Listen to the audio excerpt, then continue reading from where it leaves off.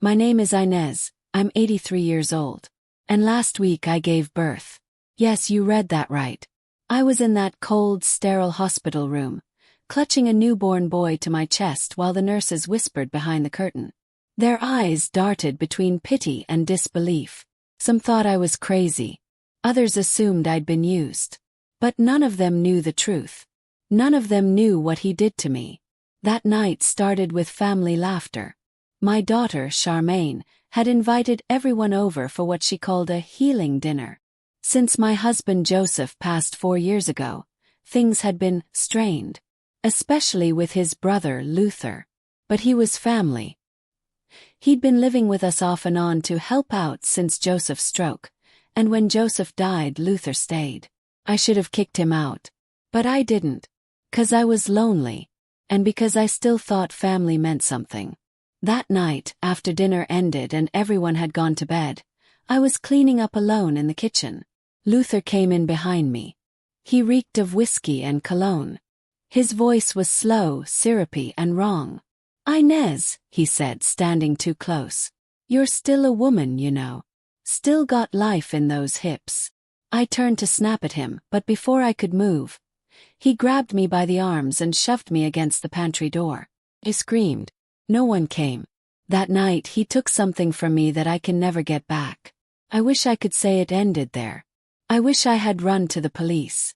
But I didn't. Because the next morning I woke up with a swollen cheek and blood in my underwear, and Charmaine told me I must have had a bad fall. Luther just sipped his coffee like nothing had happened. And then, weeks later, I felt sick. Dizzy. I thought it was cancer. Or dementia. But the doctor looked me in the eye and said, "Inez, you're pregnant." I laughed. Actually laughed. "I'm 83, I said. She didn't laugh back. No one did. The news spread through my family like wildfire. My relatives didn't ask if I was okay, they mocked me. My own granddaughter said I'd probably gotten drunk and hooked up with a dying veteran at bingo night. They whispered that maybe I did it for attention. That maybe the baby was mine through some sick science experiment. And when I tried to tell them what Luther did to me, they didn't believe me. "Luther's been the only one helping you since Joseph died," Charmaine snapped. "Don't turn on him now. You're just ashamed." Ashamed. They said I was too old, too frail, too confused to tell truth from fantasy. So I stopped talking. I let them laugh behind my back.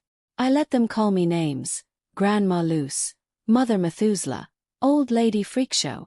But I didn't get the abortion they begged me to get. Kept my baby. I carried him with every ounce of strength I had left in these bones. And last week I delivered him. He's mine. My son. And even though I wasn't supposed to survive the labor, I did. I've named him Elijah. And he's perfect. But I know Luther's watching. He knows that child is his. And tonight, just hours after I brought Elijah home, I found a letter slipped under my door. In that tight, greasy handwriting of his. It said, "That boy belongs to me. One way or another I'm taking him." I locked every window in my house. I sat in the dark holding Elijah, praying to Joseph for strength, because I know what's coming. And this time I'm not staying silent. Before I became the punchline at my own dinner table. Before they called me names behind my back. Before I was the old woman who got pregnant like it was 1962. I was just Inez Thompson, a wife, a mother, and a woman who gave her whole life to keeping the family together. I met Joseph when I was 19. He was tall, quiet, and strong in the kind of way that didn't need to prove anything. I loved him the way morning loves sunlight, softly and without question. We built a life in a small brick house in Cloverville, just 2 streets from the church and 3 from the school where I taught 2nd grade for nearly 30 years.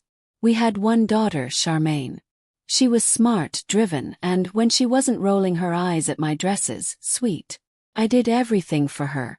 Packed her lunch every day till she was 17. I even used to iron her church tights. And when Joseph had his first stroke at 72, I never left his side.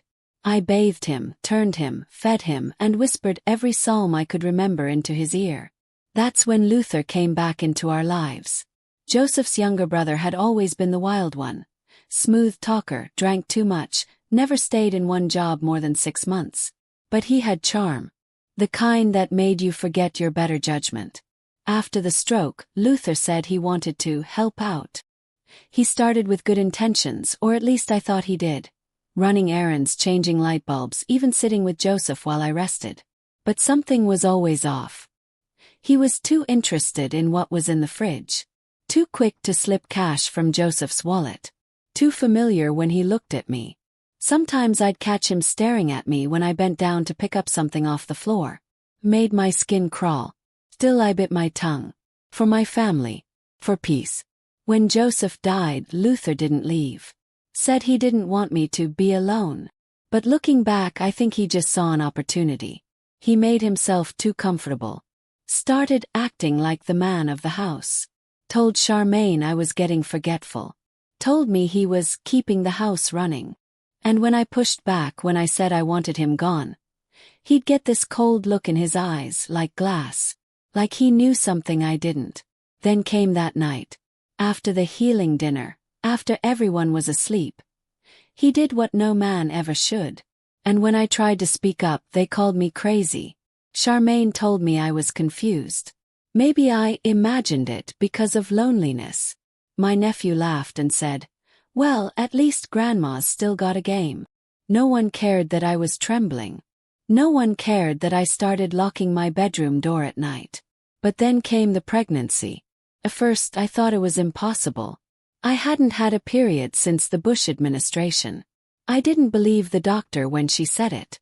I made her run the test 3 times. "You don't have to go through with this," she told me gently. "At your age it's risky. Emotionally. Physically." But something in me said no. Because this baby wasn't just a consequence. It was my proof. Proof that something did happen. That I wasn't just a senile old woman babbling ghost stories. But instead of support, my family called it a stunt. Said I probably did something reckless. Accused me of trying to trap some poor man for attention. And worst of all, Charmaine stopped speaking to me. She said I embarrassed her. Said I was selfish. "You don't raise babies at 83, Mama," she spat.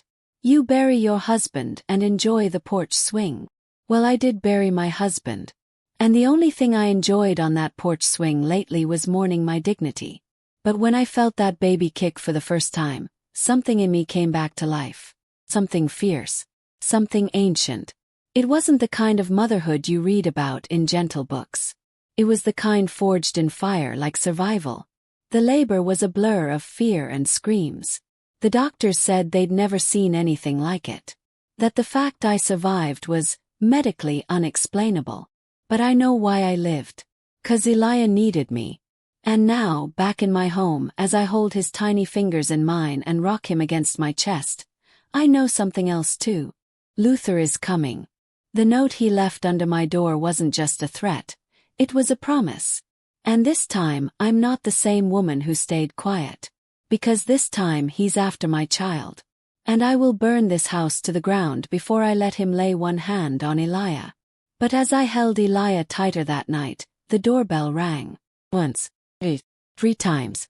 Then a knock. Low. Deliberate. I looked at the clock. 2:03 a.m.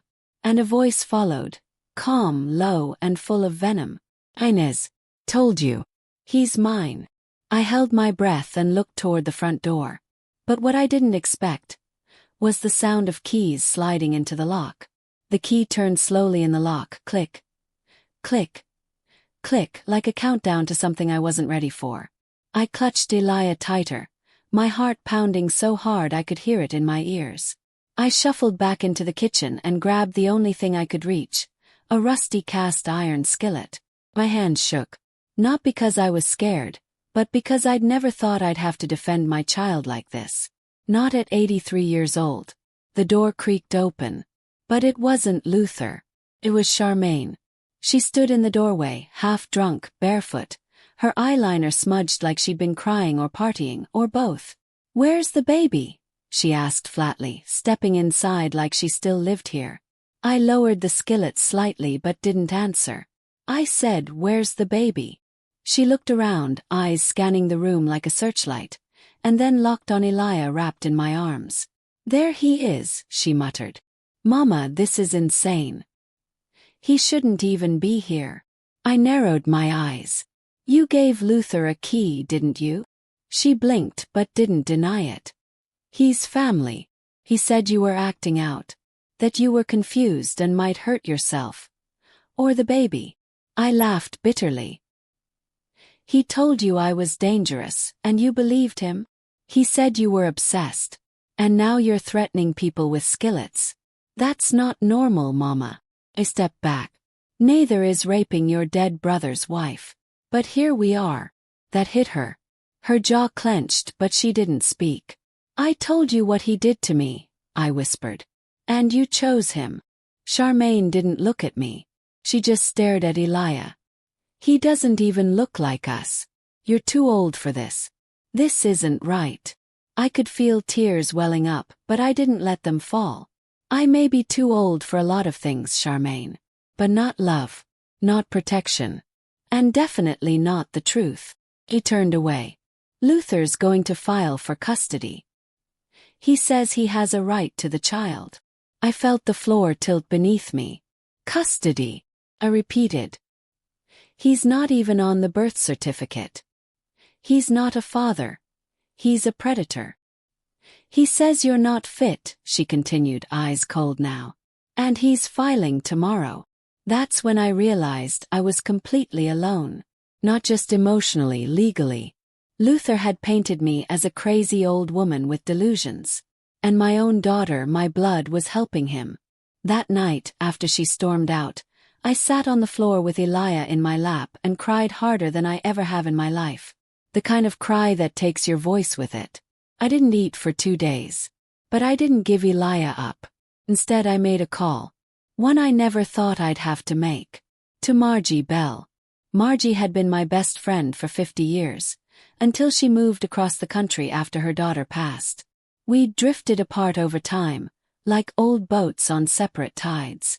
But she was still sharp as a tack. And more importantly, she had connections. I told her everything. From the night Luther hurt me to the pregnancy to the threats. She listened without interrupting once. And when I finished, she said only one thing. "Get dressed. I'm flying in tomorrow. And we're going to burn this to the ground, but with paperwork and fireproof gloves." The next morning, Margie showed up in a trench coat and orthopedic sneakers, dragging 2 giant briefcases behind her. "I brought the cavalry," she said with a wink. Inside those briefcases were legal documents, medical files, and copies of everything she'd been digging up overnight. I don't know how she did it, but she even pulled Luther's old arrest records. Public drunkenness, theft, disorderly conduct. "Oh, and look," she said, slapping a file down. "Turns out Luther's got 2 paternity suits filed against him in Michigan. Both unresolved." I blinked. "That's perfect." She smiled. "It's not revenge, Inez. It's called building a case. But we needed more than dirt. We needed proof. So we did something I never thought I'd do. We got a DNA test. Not for Luther. For Elijah. I mailed it in that same day. And then, we waited. I spent that week holding my son close, knowing it might be the last time. I watched the leaves fall from the trees outside the window like slow-motion farewells. I didn't sleep much. Every noise in the night made me jump. Every creak of the house felt like him returning. Then, on the 7th night, the results came in. I opened the envelope with shaking hands, Margie beside me on the couch. 99.9% probability of paternity. Luther Thompson. I stared at the paper. I didn't cry. I didn't scream. I just nodded slowly, finally holding in my hand the thing I'd been fighting for this whole time. The truth. But the next morning I found my mailbox smashed to pieces. And duct taped to my front door was a manila envelope. Inside it was a court summons. Luther was suing me for full custody of Elijah. And the hearing was set for next week. The court date was set for Tuesday, 9 a.m. I read that summons over and over again, as if some hidden word would suddenly reveal itself and say, "Just kidding, this is all a mistake." But it wasn't. I was being dragged into court by the man who violated me. A man who saw a baby as property, not a person. And worse, he had my family on his side. The town buzzed with gossip. Cloverville is small. Word spreads faster than wind. I couldn't even walk to the post office without hearing whispers. Did you hear? That old woman had a baby. With her husband's brother. I think she's lost it. Probably tricked some poor nurse at the home. I heard she's keeping the baby in a closet like a hoarder pet. And when I ran into the pastor's wife, Miss Dottie, she didn't even say hello. She just pressed a church pamphlet into my hand and whispered, "There's still time to do the right thing, Sister Inez." The right thing. They thought giving my child to Luther was the right thing. Thought I knew pain.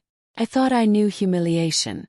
But sitting in that town and feeling like a criminal while raising the only innocent soul I had left, that was a different kind of burn. The night before the hearing I couldn't sleep. Elijah was restless. I rocked him gently in my arms, humming a hymn I hadn't sung since Joseph's funeral. Margie sat across from me, polishing her glasses and reviewing paperwork one last time. She looked up. "You ready?" "No," I said honestly. "But I'll go anyway." She nodded. That's the kind of strength nobody talks about. The next morning I wore my late mother's blue brooch, pinned tightly to the collar of my church dress. It was the same dress I wore to Charmaine's wedding. The same one I wore when I buried Joseph. I wore it now like armor. Margie drove us to the courthouse.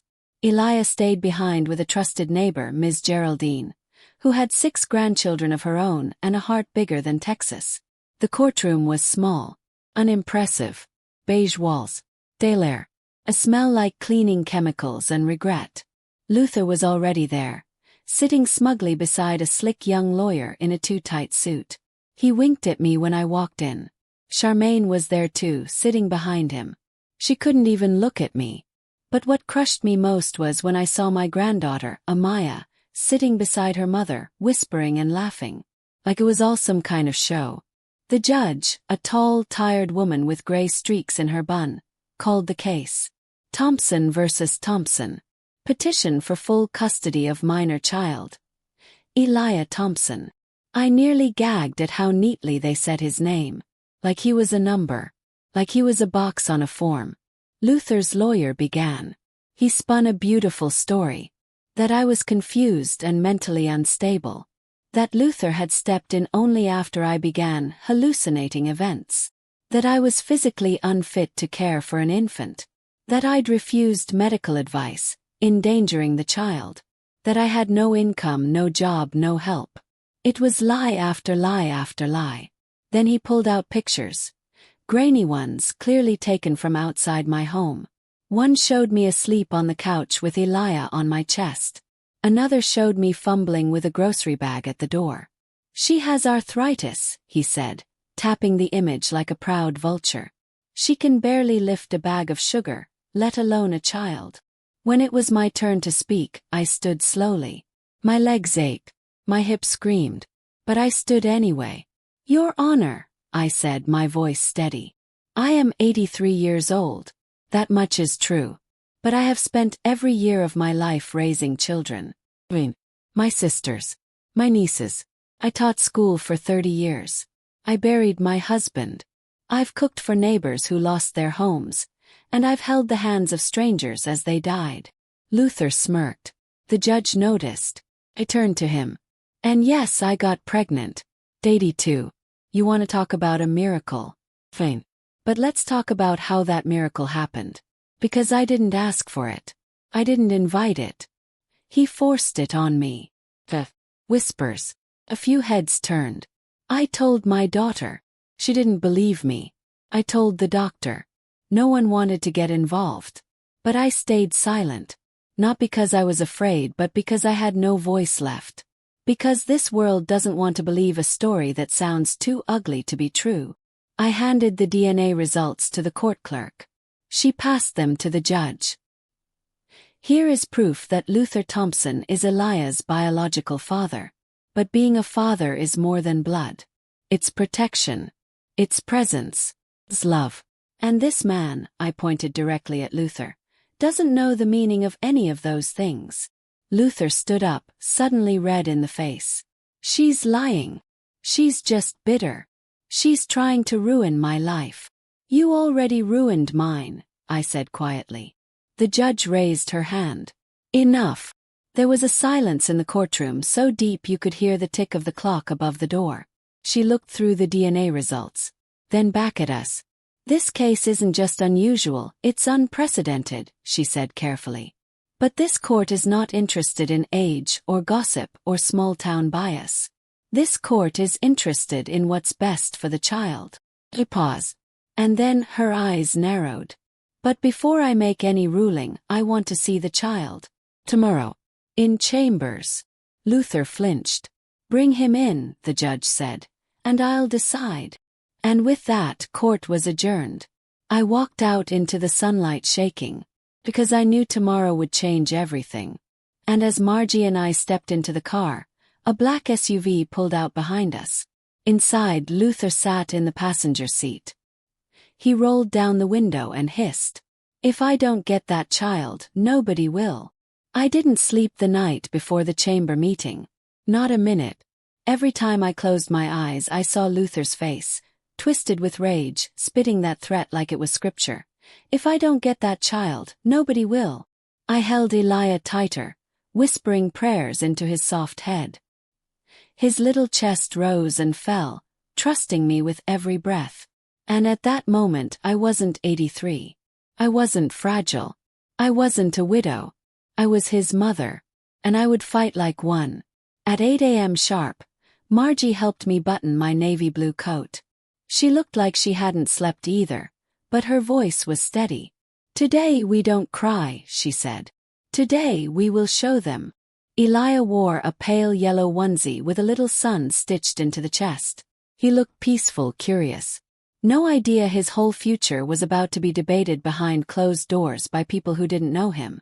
As we stepped into the courthouse elevator, I caught our reflection in the mirrored wall. Me, hunched but proud. Margie beside me like a general, and Elijah cradled in my arms like a promise. The judge's chambers were quiet, soft-lit, with shelves of law books and a single plush chair set beside her desk. Judge Barlow motioned for me to sit, then gestured to a court-appointed child welfare officer waiting nearby. Luther stood against the back wall, arms crossed, trying to look calm, but I saw the way his eyes flicked toward Elijah. "Ms. Thompson," the judge began, her voice kinder than I expected. "May I hold the child?" I hesitated, then nodded. I stood, kissed Elijah's forehead, and gently handed him over. He didn't cry. He looked up at her with those deep brown eyes, blinking slowly, tiny fingers curling around her gold necklace as if he knew. This woman mattered. She rocked him softly. For several minutes no one spoke. Then she asked, "Who wakes when he cries at night?" "I do," I said. "Who bathes him?" "I do." "Feeds him?" "I do." "And if you were to die tomorrow, who would take him?" Froze. Margie stepped forward. "I would." The judge looked at her. "I'm not blood, but I'm family," Margie said. "That boy will never fall through the cracks. Not on my watch." The judge nodded slowly, then turned to Luther. "Mr. Thompson, have you held the child?" Luther cleared his throat. "Not yet. She won't let me." She raised an eyebrow. "Did you ask?" He opened his mouth, then closed it again. "Have you bought him diapers? Paid a single hospital bill?" "No, but..." "Do you live in a child-safe home? Do you work? Have a crib? A car seat?" He shifted, stammering. I mean I could. I just didn't think." She cut him off. "Exactly. You didn't think so." She handed Elijah back to me, her hands lingering on his blanket like she didn't want to let go. Then she sat behind her desk, folded her hands, and took a long breath. "This case has tested the limits of law and logic. But the decision I make today is about one thing: the welfare of the child." She looked directly at Luther. "You are the biological father. That is not in dispute. But biology is not enough. Parenting is presence, protection, intention." She turned to me. And you, Ms. Thompson, have shown something most people, at any age, lack: unshakable devotion. My breath caught. I hereby grant sole custody of Elia Thompson to Inez Thompson. Luther exploded. What? You can't. She's a corpse in a cardigan. The judge slammed her gavel. One more outburst, and you'll be escorted out. Permanently. He stormed out, knocking over a lamp on the way. And just like that, it was done. I was Elia's legal mother. Margie squeezed my hand, her eyes glassy with relief. I looked down at my son. Free. But peace doesn't last long in Cloverville.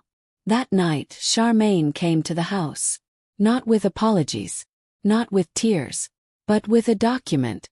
A handwritten letter, signed by half my remaining family, stating that they were disowning me. You made a mockery of our name, Charmaine said coldly. You're no longer welcome at holidays. You're not his grandma.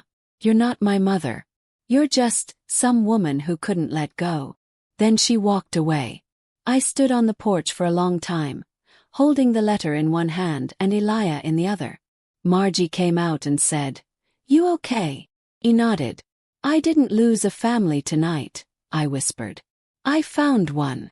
But just as we turned to go inside, we heard the hiss of tires, 4 of them. We turned. The mailbox was gone again, this time ripped clean out of the ground, and spray-painted on my garage door. In red letters. The court won't protect you forever. The red paint on my garage door dripped like blood in the early morning sun. The court won't protect you forever. I stood there in my nightgown, barefoot on the front porch, holding Elia. I didn't flinch. I didn't cry. I just stared at the words like they were written in another language, one I used to know but had long since left behind. Margie called the police. They came, took photos, asked questions they already knew the answers to, and gave me a card. "We'll keep an eye out, Miss Thompson," one officer said, clearly bored. "But without cameras or a witness, it's hard to pin this on anybody." As they walked back to their cruiser, one of them whispered, "Whole thing's nuts. What's an 83-year-old doing with a newborn anyway?" I heard him, loud and clear, and I made a decision. If no one was going to protect me, then I'd protect myself. That night, while Elia slept in his bassinet beside my bed, I sat down at the kitchen table and wrote a letter. Then another. And another. By sunrise, I had sent certified copies to a local journalist who used to cover school board corruption, the state's Department of Child Services, an old friend of Joseph's who worked in federal records, a non-profit group for victims of elder abuse and neglected seniors.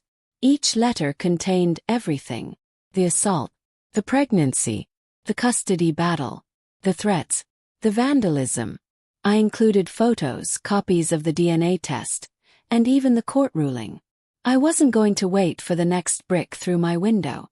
I was going to bring the storm first. By the end of the week, Margie had arranged for a security system to be installed, a gift from a friend at her church who believed in warriors. We mounted cameras on every corner of the house. We changed the locks. We bought motion sensor lights. And we got a dog. Not some teacup yapper. A full-grown German shepherd named Justice from a local veteran rescue shelter. He didn't bark much, but his growl could rattle your soul. Meanwhile, Charmaine doubled down. She posted on Facebook, calling me unstable, claiming the court had been manipulated, painting me as a danger to Elia. The post got shared over 400 times. People from town began staring longer. Some even crossed the street when they saw me walking with a stroller. But one afternoon something unexpected happened. A woman showed up on my porch. She looked around 60, with silver streaks in her hair and sadness tucked behind her smile. "Are you Ms. Inez Thompson?" "Yes. I read your letter. I run Voices of the Forgotten, a support group for elder survivors of assault." My heart skipped. She continued, "You're not alone. We've had 4 women in the last 3 years, all from this same county, report abuse by male family members. 3 were ignored. 1 was institutionalized." I swallowed hard. What happened to them? They were silenced. But you, she looked toward the nursery window where Elijah was napping. You raised your voice. You brought life into this world. You kept him. That matters. I don't know why, but I started to cry. Real, uncontrollable, chest-wrenching sobs. She stepped forward and hugged me, whispering, "We're going to help you." By the next week I had a lawyer. Not just any lawyer. A woman named Shanice Rowe, who had made her name tearing down nursing home abuse rings and who'd been featured on national news more than once. She wore power like a second skin and had a voice like velvet-wrapped steel. She walked into my home, looked at the spray paint on the garage door, then turned to me and said, "Let's make him wish he never touched a pen, let alone a woman." What we discovered in the following days made my knees buckle. Luther had a pattern. He wasn't just a drunk or a bully. He was a predator. 2 women in Michigan had restraining orders filed against him, both of which expired when the women moved states. He had unpaid taxes, a bounced child support check, concealed DUI, and worst of all, a sealed case involving a foster teen in Georgia. Shanice petitioned for access. Took days. But when it came through, my breath caught in my throat. The girl had been 15. She had accused Luther of grooming her while he was volunteering at the foster care center.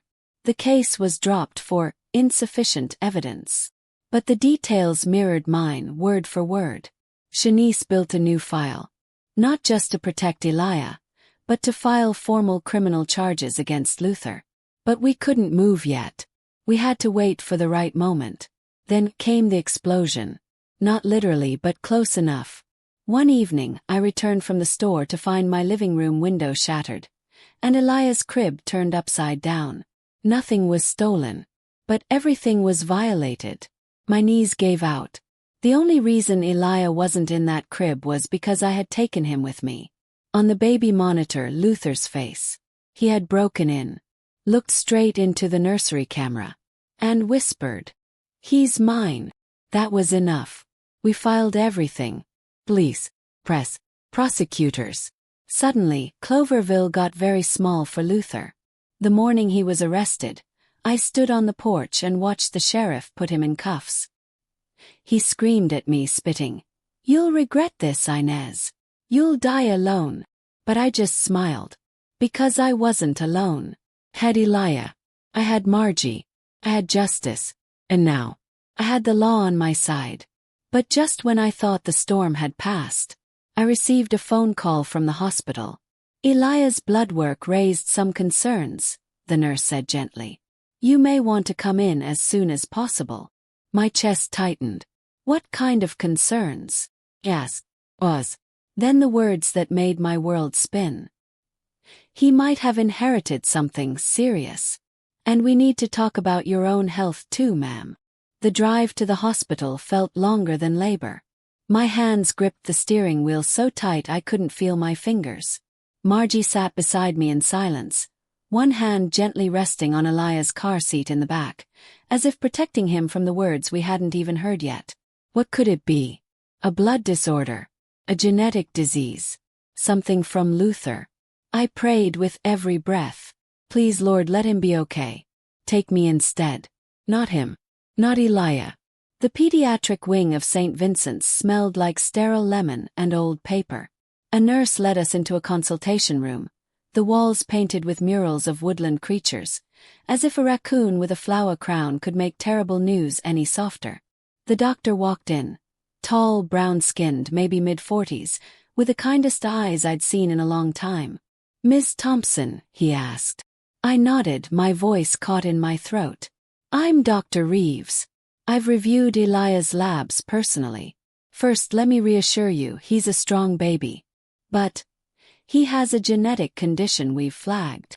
I clutched Elijah tighter. "It's called alpha thalassemia major. It's a rare and serious blood disorder. It affects the body's ability to produce healthy red blood cells." "What does that mean?" Margie asked quickly. "It means he's going to need ongoing treatment. Blood transfusions, possibly bone marrow evaluation. Eventually, he may require a transplant." My chest caved in. "Is it life-threatening?" He paused. It can be. But we caught it early. That gives us a huge advantage. I nodded slowly. What do we do? He looked down at his chart. We test immediate family members. Ideally parents. We need to know who might be a match. My breath stopped. That's when he said the second part. Also, during the blood work, we noticed something concerning in your own panel, Ms. Thompson. I frowned. What is it? You're showing markers consistent with late-stage chronic lymphocytic leukemia. It's common in older adults. But it's progressive. I blinked. Leukemia. Yes. Your white blood cell count is dangerously elevated. It's possible it's been growing quietly for years. Margie gasped beside me, but I didn't react. Just sat. The only thing I could think was, not now. Not when he needs me. How long do I have? Asked, my voice brittle. He sighed.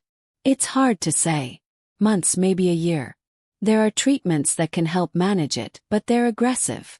And they'll impact your immune system. I looked down at Elijah in my arms.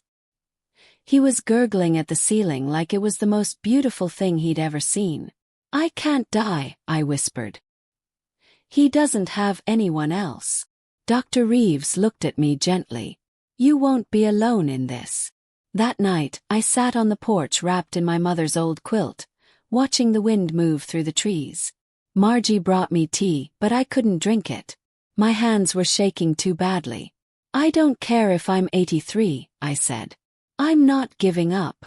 Margie sat beside me. You don't have to. You're not doing this alone anymore. We talked for hours. About what would happen if I didn't make it. About guardianship. About Elijah's future. I asked her if she'd take him, really take him, if the time came. She didn't hesitate. I already packed a crib in my guest room. Then she pulled something from her purse. Folder. Inside were legal documents, a living trust, a will, a durable power of attorney. Everything. We're going to put your affairs in order, she said softly. So if that man or anyone else tries to touch Elijah again, they'll be facing fire and law. Cried. Not from fear. From gratitude. Because for the first time since Joseph died, I didn't feel like I was drowning. The next few weeks were a whirlwind. I started chemo. Quietly. Margie drove me to appointments while Elijah napped in the back seat. Some days I couldn't keep food down. Others I felt strong enough to fold laundry and even dance a little to old Motown tunes while holding Elijah in the kitchen. The news of Luther's arrest had started to spread. And slowly, the town's eyes softened. People began waving again. Someone left diapers on my porch in the middle of the night. A former student sent me a card that said, "You were the only reason I stayed in school. You're the reason I believe women can be powerful." But not everyone changed. Charmaine still refused to speak to me. Church, she avoided me. Turned her head. Refused to even look at Elijah. I tried once more. I approached her after service. "He's still your brother," I said. "Don't punish him because you don't understand me." She snapped. "You mean your son. And I do understand you, Mama. You chose a scandal over your family." I looked her dead in the eyes. "No," I said. "I chose the truth. You're the one who ran from it." She stormed off, but I didn't follow. I had a baby to raise. I didn't have time to chase ghosts. But then, something unexpected happened. A letter arrived in the mail. No return address. Inside was a single sentence. "Luther is being released on bail tomorrow." My stomach dropped. Called Shanice. She confirmed it. The judge, under pressure from his new lawyer, had granted conditional bail. "I filed an emergency order to keep him from coming near the house," she said. "But that may not stop him." Hung up. That night, I stood in Elijah's nursery and looked at my reflection in the mirror. I didn't see an old woman anymore. I saw a mother. Fighter.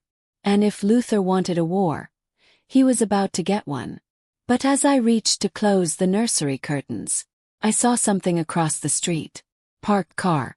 Dark. Engine idling. And through the window his face. Luther was back. And he was watching my house. He was there. Sitting in that car. engine humming, lights off, staring at my house like a wolf waiting on the last flicker of a candle. I didn't move the curtain. I didn't scream. I just watched him watching me. He knew the restraining order had been filed. He knew the town was talking. He knew the baby was legally mine. But none of that mattered. Because Luther wasn't after custody anymore. He wanted power. He wanted to break me. I backed away from the window, heart racing. Elijah was in his crib, wrapped in a soft quilt, unaware that evil sat parked less than 30 feet away. I called the sheriff's office. "We can't arrest him unless he steps onto your property, Ms. Thompson," the deputy said apologetically. "Just stay inside. Keep your doors locked." Hung up. And I decided I'd had enough. I wasn't going to live in fear. I wasn't going to die afraid.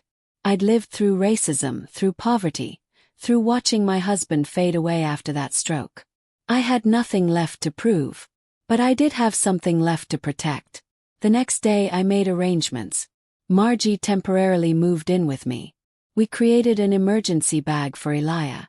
I met with Shanice and amended my will, giving Margie full guardianship if anything happened to me. Elijah would be hers. If loved. Protected. I made copies of all legal documents and put them in 3 different safes around the house. And then I called a press conference. Yes, me. 83-year-old Inez Thompson. I stood outside the courthouse with Elijah on my hip and Margie beside me and spoke. To the town. To the press. To every woman hiding in silence. "I was violated by my husband's brother," I said into the microphones. "And instead of support, my family turned their backs on me. They said I was too old to be a mother. Too fragile. Too crazy." I held up the DNA test. The truth doesn't have an age limit. And neither does motherhood. I pulled out the court ruling. I fought for my child and won. But now that man is back in this town, circling my house like a vulture. And the system is too slow to stop him. So I'm speaking now. I pointed to the cameras. "If anything happens to me, if I disappear, if my child goes missing, you will know who did it. I am not afraid anymore. I am not silent." There was a pause. Then a wave of applause. Margie squeezed my hand, tears running down her face. "You just started a fire, Inez," she whispered. Smiled. "Good. Let it burn through every lie they ever told about me." Later that week, a detective arrived at my door. "Ms. Thompson, we've received multiple tips about Mr. Luther Thompson. Anonymous letters. Copies of sealed cases. Witnesses ready to testify from out of state." I didn't ask who sent them. I just said, "Good." 3 days later, Luther was arrested again. This time for past crimes. This time no bail. This time he wouldn't be getting out. Weeks passed. Elijah began to crawl. The community softened. The town mayor called me personally to apologize for how things were handled. He offered to fund a town awareness campaign for elder abuse and assault victims. They asked me to speak. So I did. Months passed. Chemo made me weaker, but I never let Elijah see it. We danced when I could stand. We napped when I couldn't.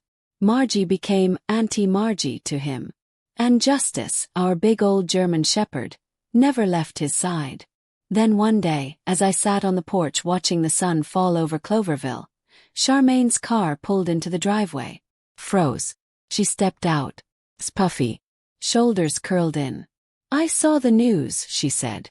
"I saw what he did to other women. I didn't want to believe it. Because if I believed it, it meant I let it happen. And I couldn't live with that." I nodded slowly. "He fooled a lot of people." She looked at Elijah asleep in my arms. "He's beautiful." I said nothing. "I was wrong, Mama," she whispered. "And I know I don't deserve to be in his life. But if you ever forgive me, I'd like to try." I looked down at my son. At his tiny fingers. His warm skin. Then I looked back at the girl I once raised. I didn't say yes. But I didn't say no. Instead I opened the door. And let her step inside. 1 year later. Elijah turned one with a mouth full of cake and a face full of laughter. My hair is thinner. My legs are weaker. But my heart, stronger than ever. I don't know how long I have.